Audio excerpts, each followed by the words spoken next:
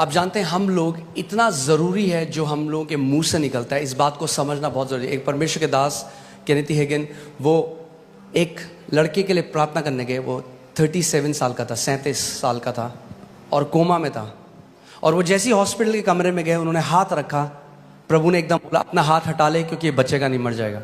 और वो जो विश्वास करते रहे, जो डॉक्टर था उनकी बिल्कुल अगेंस्ट था, क्योंकि वो विश्वास करते रहे चंगाई सबके लिए। उन्होंने कहा प्रभु ये कैसे हो सकता है, मैं हमेशा विश्वास मैंने सिखाया चंगाई सबके लिए।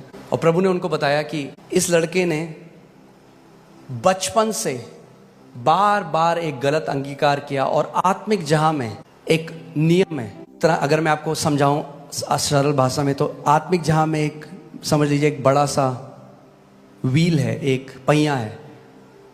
और जब आप किसी बात को लगातार कन्फेस करते हो, वो पहिया घूमने लग जाता है, उसको गति मिल जाती है। और जब उसको गति मिल जाती है, परमेश्वर भी आपकी अथॉरिटी को ओवरपावर नहीं करता। आप समझ रहे हैं मैं क्या कह रहा हूं? और प्रभु ने कहा अगर ये जिंदा होता, अगर एक कोमा के बाहर होता तो ये ठीक हो जाता। और फिर उन्होंने उसके भाई से कंफर्म किया, उसने कहा बिल्कुल सही बात है।